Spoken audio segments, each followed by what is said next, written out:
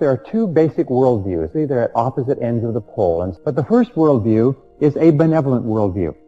People with a benevolent worldview are those who have a positive mental attitude toward themselves and their life. They can make a contribution and do something substantial with their lives.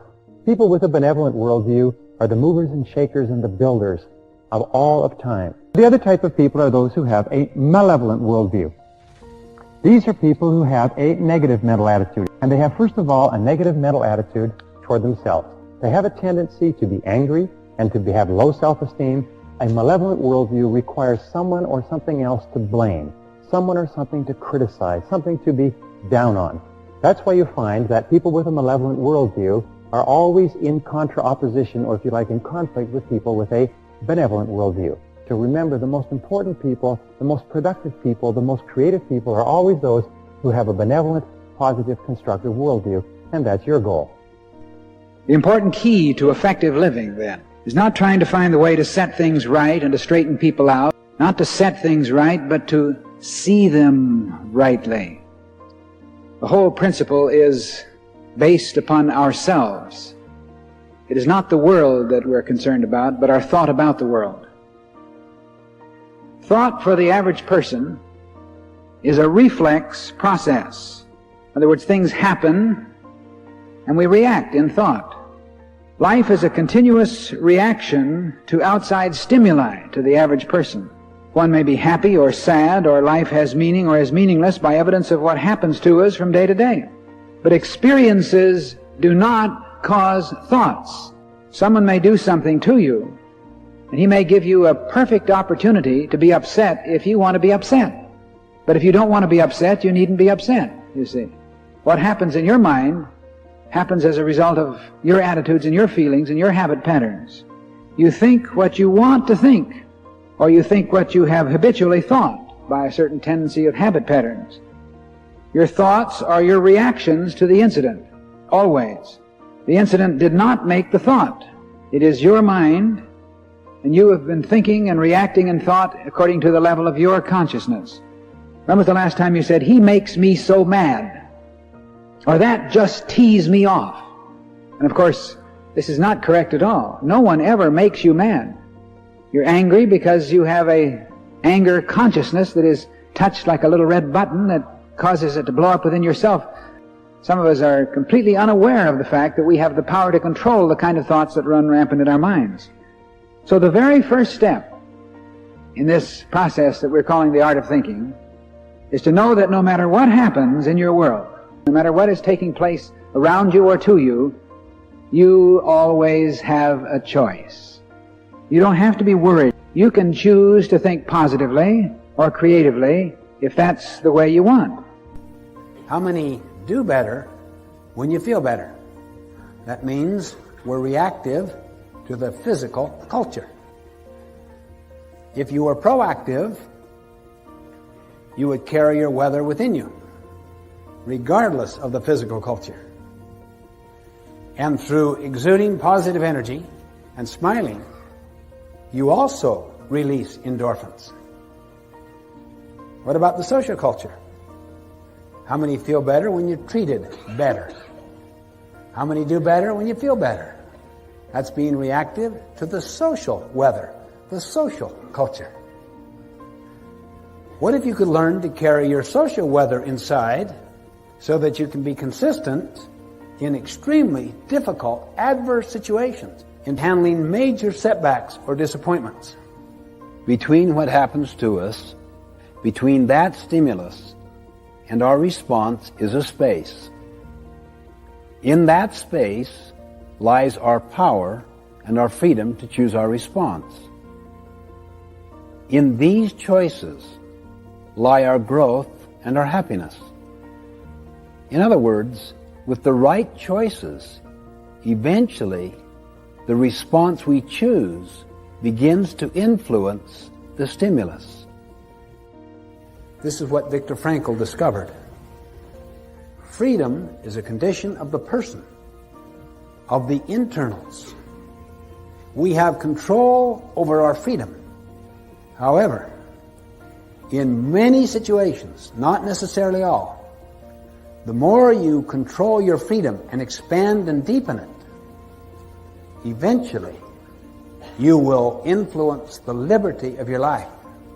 Eventually, your head will create your world. Your response to the stimulus will eventually influence the stimulus. Don't let the things you can do nothing about interfere with the things you can do a great deal about. Many people get hurt by someone. It does hurt them. But it's not what people do to us that hurts us in the most fundamental sense. It's our chosen response to what they do to us that hurts us.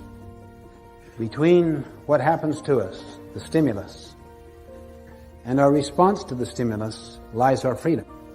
Think on it this way. 2 circles. The larger outer circle you call the circle of concern. Things you're concerned about. Things you're worried about. But then there is an inner circle. It's very small. That are concerns you have influence over. Proactive people focus their energies. Which circle? The inner circle. Reactive people focus their energies. The outer circle. Always work on the inner circle.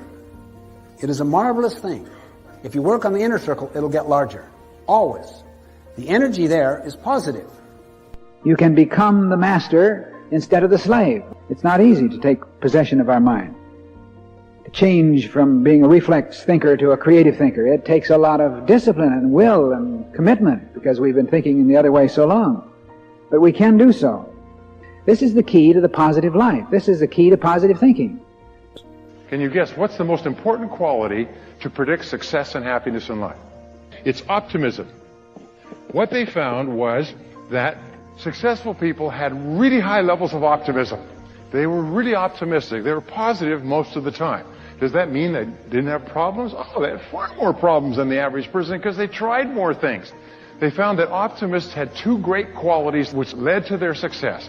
Number 1 was they tried more things because they had an unrealistic expectation that they would be successful. They just kind of believed they would be successful. Yeah, they believed if they just kept on, they would be successful. So they just tried more things.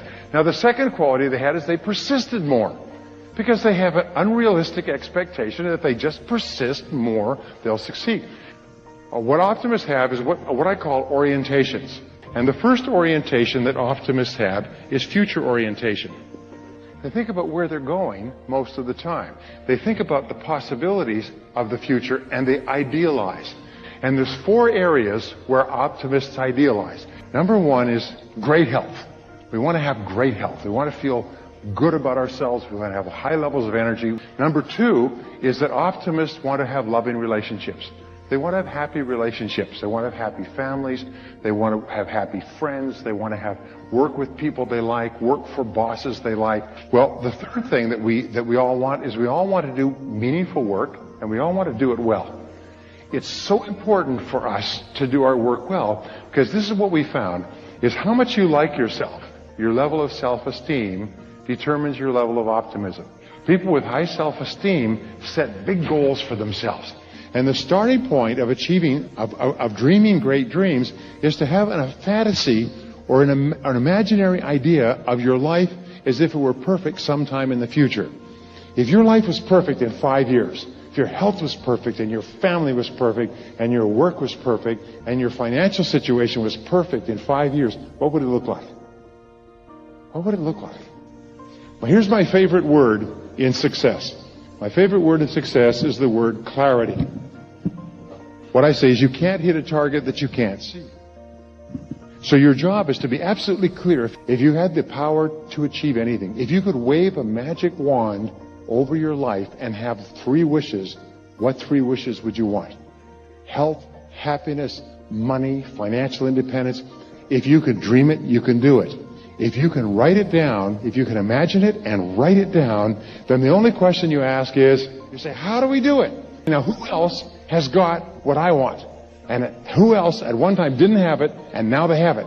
And what you do is you go and find out how they got there. You read their books, you ask them questions, you listen to their programs, and then you discipline yourself to do the same things they did until you get the same result. Number 4 is financial independence.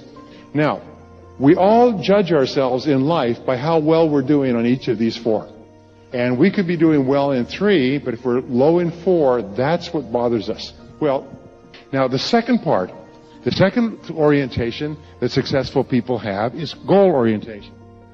Now, goal orientation means that they have very clear written goals that they work on every single day.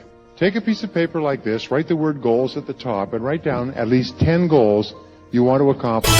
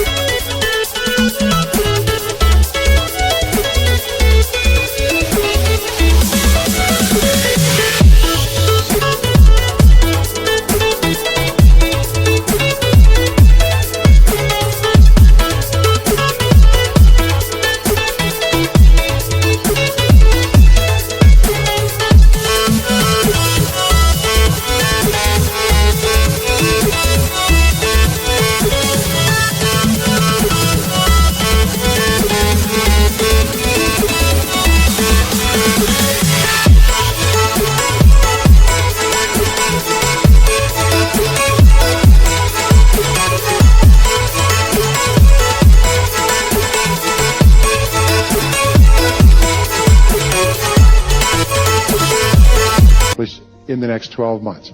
Now here's the important point. Writing down these goals takes 2 to 3 minutes.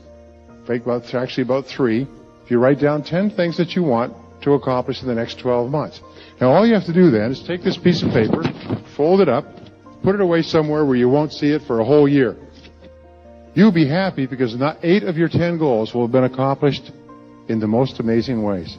And you'll be sad because you'll wish you had written more goals and bigger goals. People come to me and they say, my whole life has changed in the last 30 days. All kinds of things have happened. They've changed jobs. They've changed relationships. They've gotten a new house. They bought a car. They've taken a trip. And they're all things they wrote down. If all you'll do from this day is you write down 10 goals and then instead of putting them away for a year, just review them on a regular basis. Writing a goal down actually programs it into your subconscious mind. So even if your conscious mind doesn't even remember the list, your subconscious mind's got it. I've spoken to all over the world and given this exercise. I've never had anybody say it didn't work. The only things they say are, it was incredible. The results on their lives were explosive. They could not believe it. Okay. Now, the third orientation is excellence orientation. In order to achieve something you have never achieved before, you have to be good at something you've never been good at before. You have to...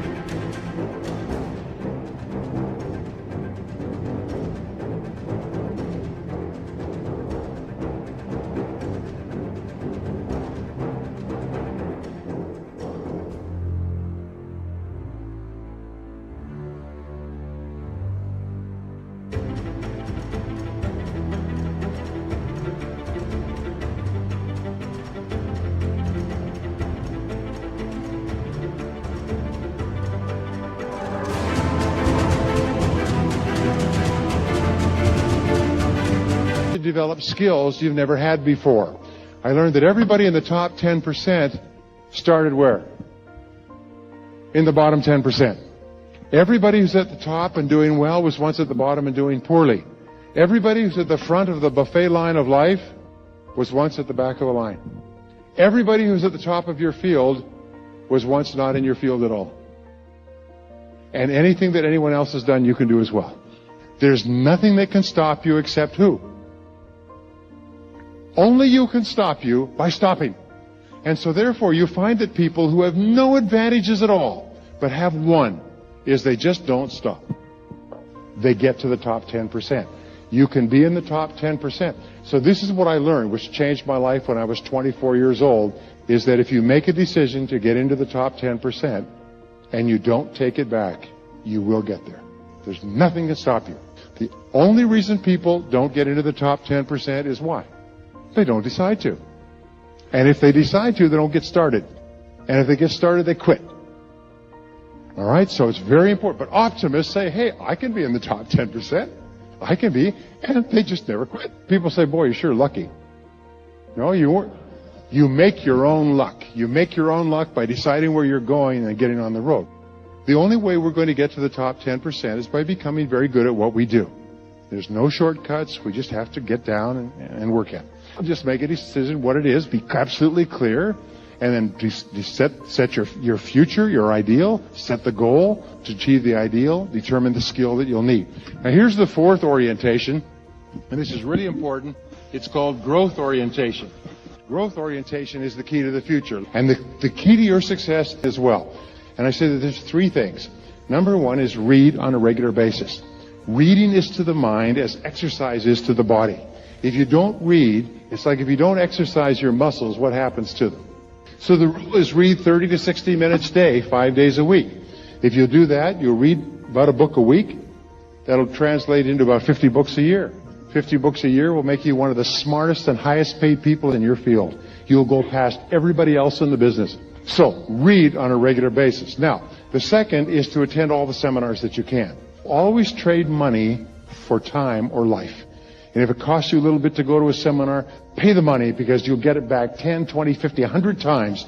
They're saying, I don't think that this is a good person to invest in.